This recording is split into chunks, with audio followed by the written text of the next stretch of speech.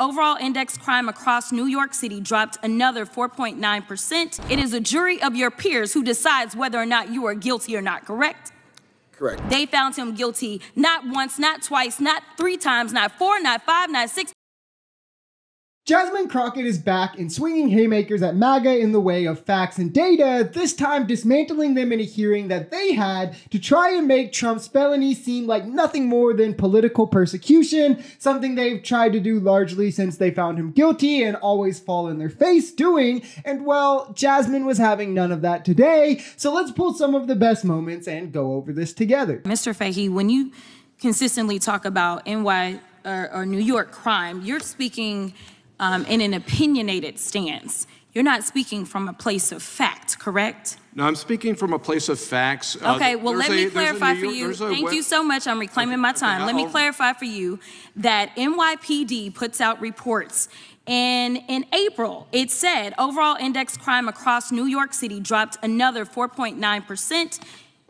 As it relates to May, the report says overall index crime across New York dropped another 2.4%, and June's report hasn't come out. This part was pretty brutal. She easily cornered him into lying with one question, then pulled the actual statistics 3 seconds later to prove him wrong. And this is the only game that MAGA hopes to play. They know most people won't have or know the data offhand or even know how to access it if they wanted to. So they know if they repeat the same talking points over and over again, it has to resonate with someone. They'll fall into groupthink where, oh, enough people think this thing, it has to be true, just like with most of their claims, when the truth is, the data hardly ever agrees with them, especially when they talk about crime ravaging neighborhoods under Biden, when in reality, it's been dropping since it spiked under Trump in 2020. It was higher under Trump than it is under Biden, and now it's actually near 50-year lows. So currently, I think that I serve in the legislative branch. Would you agree? I agree. Okay, fine. Can you tell me when somebody goes to court, such as a criminal convicted of 34 felony counts, state court in New York, would that be the legislative people or judicial people? Well, it's really the executive that's prosecuting, and then it's within the judiciary to run the trial properly. Okay, very good. So, judiciary. So typically, if someone has an issue with, say, what happens in court, do they then somehow hop from state court all the way to the federal legislative branch, or is there a different process in which you are supposed to be able to explain any issues you may have? The process would be the judicial appellate process, holding aside the issue of state versus federal. Oh, interesting. Okay. All right. So normally people don't get convicted on a state level and somehow end up litigating the issue on the federal level in the legislative branch. This part was great because it served two purposes and did both really, really well. The legislative branch has nothing to do with the judicial branch, so blaming it on the Democrats means literally nothing. Like, it's just, again, a farce to distract from the fact that Trump is now a felon. And it's extra good, too, when you consider that grand juries of Americans indict, juries of Americans convict, and Americans also elect the DA who goes after criminals. So it's completely up to the American people, not either party, what happens in the judicial branch. And I shall go into the defense's lawyers are the ones that picks the jury, so you have the favor in that regard. I digress, especially so in Trump's case, yet he just cries deep state and political persecution like the whiny little baby he is and always has been. But it also shows the sheer theatrical nature of holding a hearing like this and how Trump is now actually receiving unfair treatment in terms of he's getting much better treatment than any normal person actually would. Because now, just because he was convicted by Americans, he has half of Congress trying to bring this into a whole nother branch of government, something they would never do for anybody else, anyone who wasn't a Republican leading their party, and trying to help get him out of trouble because they know he stands no chance in the courts. Unfortunately, well, first off, actually, unfortunately, he actually did the crime, so there's little that they could do anyway. But unfortunately, also, the Democrats came prepared, so it boils down to Republicans just making a fool of themselves. Currently, it is my understanding, and I only kind of went to law school, passed a couple of bar exams, and practiced on the state and federal levels, but just clarify for me.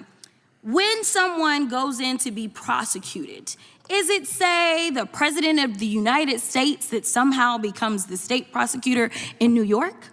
Oh, absolutely not. Absolutely not. Because he's the executor, huh? That's that other branch. Correct. Okay.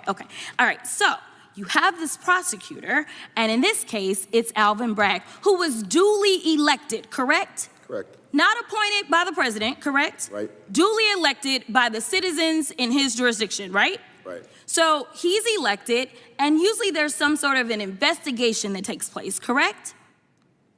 Prior to his election? Or? No. With a case, I'm sorry. Yes, I've correct. moved on. Yes. All right. So the very first part of a case is that we go through an investigation. After that investigation, then the prosecutor usually has what we would consider to be some sort of prosecutorial discretion. Now, I won't talk for too long because I want her to continue the logic train she's going down to just utterly dismantle the MAGA narrative, but I do want to applaud how good she is at setting up the obvious to expose the truth at the end. When it's somebody that is facing a felony amount of time, which is usually in most states over a year, then they have to present it to a grand jury. Is that right? That's right. Now, a grand jury is comprised of citizens, correct? Correct. U.S. citizens from that area, correct? Right. Okay, so they have to come to the conclusion that they are going to issue what we call a true bill, correct? Correct. All right, so then we have an indictment. And then there's pretrial motions, there's pretrial hearings, all kinds of stuff, right? Right.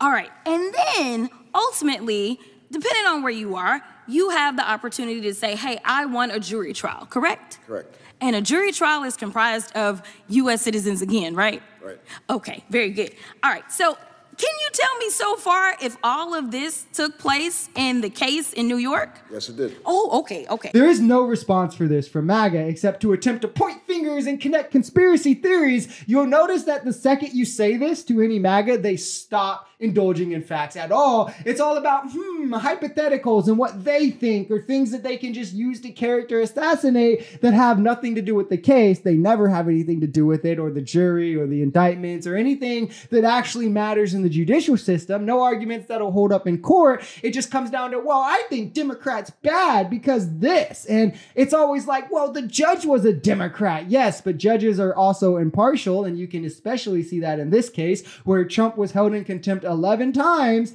and the judge didn't give Trump any jail time. Any normal person would have been jailed after 1 or 2. So he was more than impartial. To say that no one can ever get prosecuted by a judge of the opposite party or no one can ever get prosecuted in a state that votes for the opposite party is incredibly stupid. Like, I'm just going to be honest. You would quite literally open the door for any Republican to go to New York, any Democrat to go to Florida, and just commit any crime that they want because, hey, judges and juries in those states could in no way be fair to them. When you show up to trial and you're facing a felony amount of time, as a defendant, are you not entitled to an attorney? Yes, you are. And your attorney is allowed to pick the jury, they're allowed to present evidence, and ultimately it is a jury of your peers who decides whether or not you are guilty or not, correct? Correct. And in this case, 30 has the judge involved too. And in this case, they found him guilty not once, not twice, not 3 times, not 4, not 5, not 6.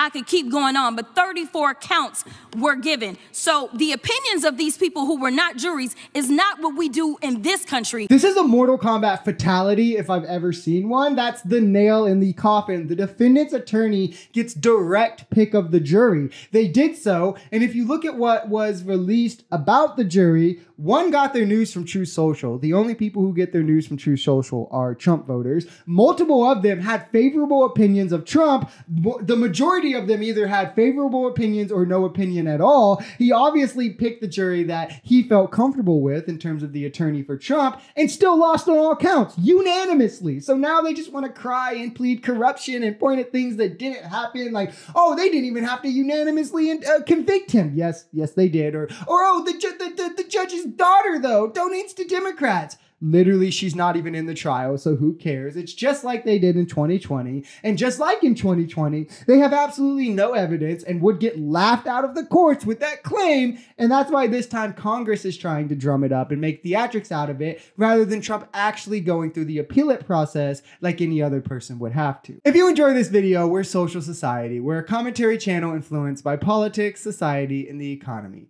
We are pretty left-leaning on this channel, but we're open to our right-wingers as well. The biggest thing here is having conversations that get everyone to the bottom of the truth. If that sounds like something that could interest you, consider smashing that subscribe button, leaving us a like, or even commenting on this video. We even have memberships available as low as $3 if you'd like to support, because the only way we become a society is together.